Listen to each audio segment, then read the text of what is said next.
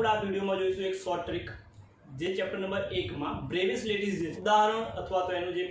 અક્ષીય અંતર છે અથવા તો અક્ષીય ખૂણા છે એ એમાંથી કોઈ એક એમસીક્યુ તો પૂછાય જ છે, તો એ એમસીક્યુ નો માર્ક્સ આપણે જાય ના એના માટે આપણે શું કરીશું તો આ શોર્ટ ટ્રીક તેને યાદ રાખી લઈશું જેથી એક માર્ક્સ આપણો છે એ બોર્ડની એક્ઝામ હોય, ગુસ્સેટ હોય કાં તો નીટ અથવા જેડબલઈ તેમાં પૂછાય તો આ માર્ક્સ આપણો કપાય નહીં। તો એના માટે જોઈ લઈએ એની ટ્રીક। जो જે સાત જે છે પ્રણાલી એને યાદ કરી રાખીશું તો એક વાક્યમાં યાદ રાખી લઈએ આપણે તો એક વાક્ય યાદ રાખી લઈએ સમચતુષ્કોણીય અથવા સમચતુષ્કોણ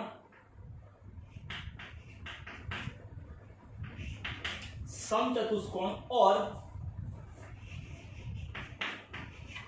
षटकोणीय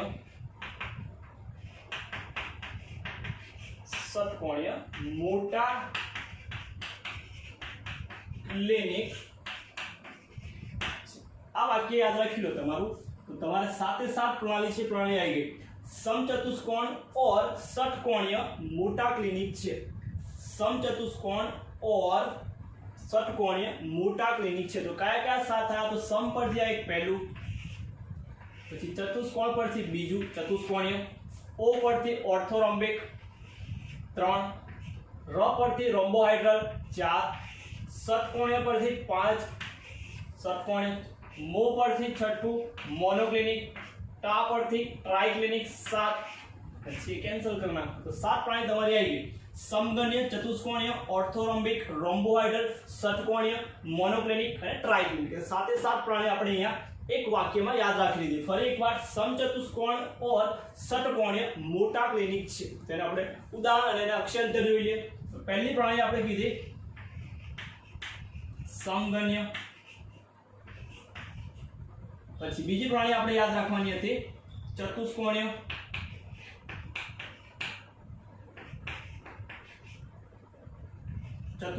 બીજી ત્રીજી છે ઓ પરથી ઓર્થોરોમ્બિક,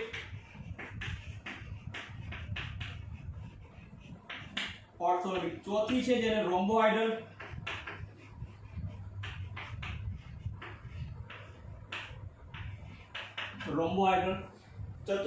समगणीय, चतुष्कोणीय, ऑर्थोरोम्बिक, रोम्बोहाइडल, षटकोणीय तो षटकोणीय छे,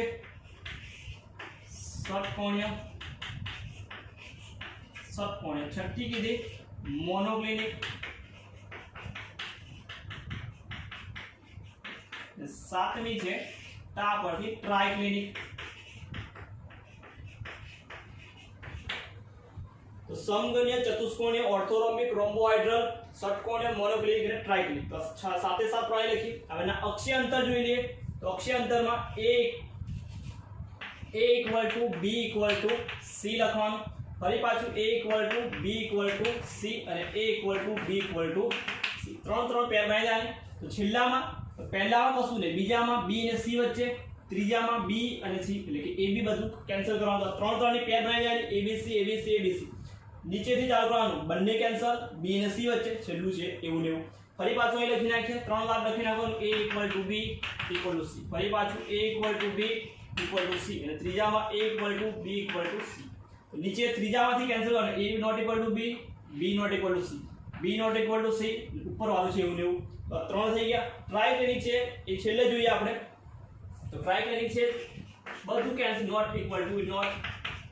a ≠ b ≠ c બધું એનું કેન્સલ છે કરી નાખવાનું। તો આ થઈ ગયા અક્ષાંતર, ત્રણની પેર બની જાય, આ ત્રણ અને છેલ્લું છે ટ્રાઇક્લિનિક એ આખું અપવાદ રૂપ છે એનું લખી નાખીએ। તેમાં લખી નાખવાનું આલ્ફા ≠ બીટા ≠ ગામા ≠ 90। तो alpha beta gamma not equal to 90 आई गयो तो आखु लखी नाख्यो एनु। હવે એના ખૂણા છે લખી નાખીએ, ખૂણામાં આલ્ફા બીટા આવે તો ત્રણમાં સેમ જ આવશે 90 લખી નાખવાનો, તો alpha beta equal to gamma equal to 90। ફરી આવા same to same alpha beta equal to gamma equal to 90, same to same alpha equal to beta equal to gamma equal to 90 તો 90 લખી નાખ્યા ત્રણે ત્રણમાં। હવે અહીંથી છે બદલાશે કઈ રીતે તો ફરી પાછા લખીએ। તો પહેલા ઓર્થો રોમ્બોહાઇડ્રલમાં યાદ રાખશું, રોમ્બોહાઇડ્રલ ને બીજું કહેવાય ત્રિકોણીય, એને યાદ રાખવું બીજું નામ થાય ત્રિકોણીય। તો હવે યાદ રાખશું alpha beta gamma not equal to 90 alpha beta gamma not equal to 90 પછી આવશે ષટકોણીય ષટકોણીયમાં યાદ રાખશું alpha beta equal to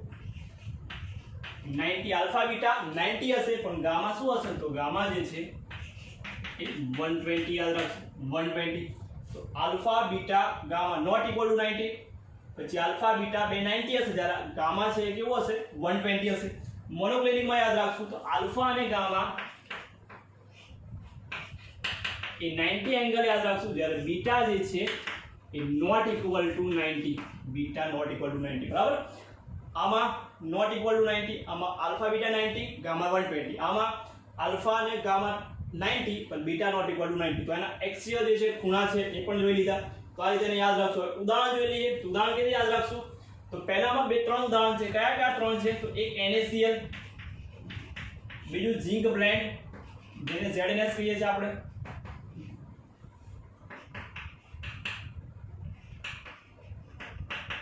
zinc blend અને Cu આના ઉદાહરણ સમગણીયમાં ઉદાહરણ યાદ રાખશું NaCl ZNS અને Cu એટલે કે જેમાં ધારની લંબાઈ 3 સરખી હોય અને આલ્ફા બીટા ખૂણા છે પણ સરખા હોય તો ZNS NaCl અને Cu ચતુષ્કોણીયમાં યાદ રાખશું ચતુષ્કોણીયમાં યાદ રાખશું સફેદ ટીન યાદ રાખવું સફેદ ટીન નો સિમ્બોલ થાય Sn તો ટીન પરથી યાદ રાખશું ટીન એટલે કે Sn આવે તો SnO2 ટી એટલે ટી થયો ટી પરથી શું યાદ રાખજો TiO2 અને છેલ્લે TiO2 પરથી શું લખશું બીજું તો કે CSO4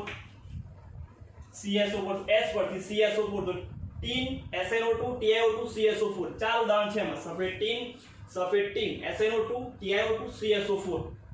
તો આ થઈ ગયું પછી છે ઓર્થોરોમ્બિક તો ઓર્થોરોમ્બિકમાં પહેલું જ ઓર્થોરોમ્બિક પરથી રોમ્બિક સલ્ફર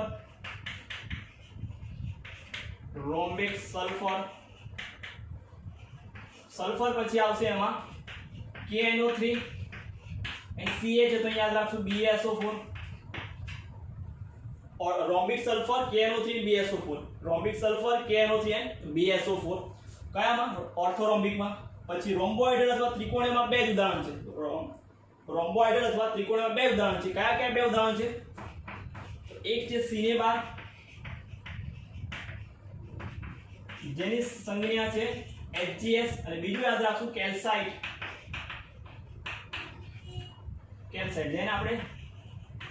CaCO3 લખીશું CaCO3 લખીશું કેલ્સાઇટ જેને CaCO3 લખીશું તો સિનેબાર એટલે HGS અને કેલ્સાઇટ એટલે કે CaCO3 બે ઉદાહરણ એમાં પણ શું હશે ધારની લંબાઈ સરખી હોય બે છે સમગણ્ય અને રોમ્બોઇડલ ત્રિકોણ જેમાં ધારની લંબાઈ સરખી છે ખૂણા છે અલગ અલગ હશે બરાબર ઇક્વલ ટુ 90 સમગણ નોટ ઇક્વલ ટુ 90 તો ઉદાહરણ છે યાદ રાખવાના બે છે HGS અને CaCO3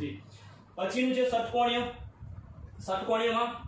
તો આલ્ફા બીટા B અને C છે નોટ ઇક્વલ હશે તો ષટકોણીયના ઉદાહરણ જોઈ લઈએ તો ષટકોણીયમાં ઉદાહરણમાં આવશે એક આવશે ગ્રેફાઇટ બીજું આવશે ઝિંક ઓક્સાઇડ HCS પરથી યાદ રાખશું CDS કેડમિયમ સલ્ફાઇડ તો ગ્રેફાઇટ ZnO અને CDS કોના ઉદાહરણ ષટકોણીયના ઉદાહરણ છે ષટકોણીય જેને હેક્સાગોનલ કહીશું આપણે ષટકોણીયમાં આવશે ગ્રેફાઇટ ZnO અને CDS ગ્રેફાઇટ ઝિંક ઓક્સાઇડ અને CDS આવશે પછી મોનોક્લિનિકમાં તો મોનોક્લિનિક સલ્ફર લખી નાખવાનું મોનોક્લિનિક સલ્ફર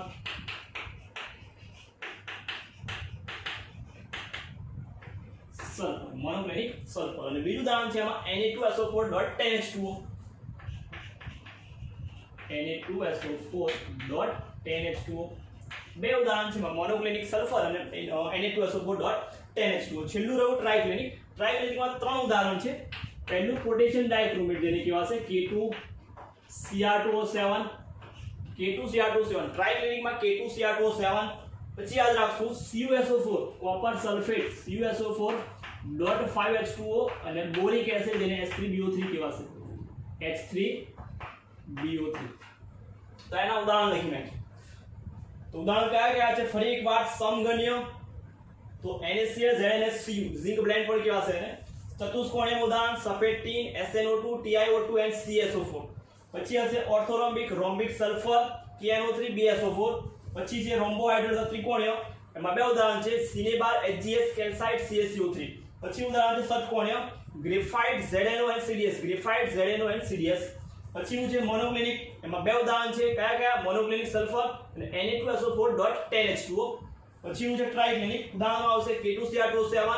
CuSO4.5H2O, NH3BO3 એટલે કે બોરિક એસિડ. તો આમાંથી આપણને એક એમસીક્યુ તો બોર્ડની એક્ઝામમાં કાં તો નીટ કાં તો ગુજસેટ અથવા જેડબલઈ માં એક એમસીક્યુ જે છે નીટ અને જેડબલઈ જે છે એમાં મેચિંગ એટલે કે આપણે જોડકાના સ્વરૂપમાં પૂછાય, જ્યારે ગુજસેટ અથવા જે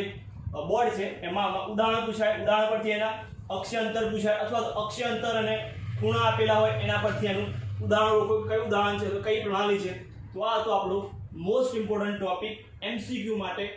દરેક એક્ઝામ માટે.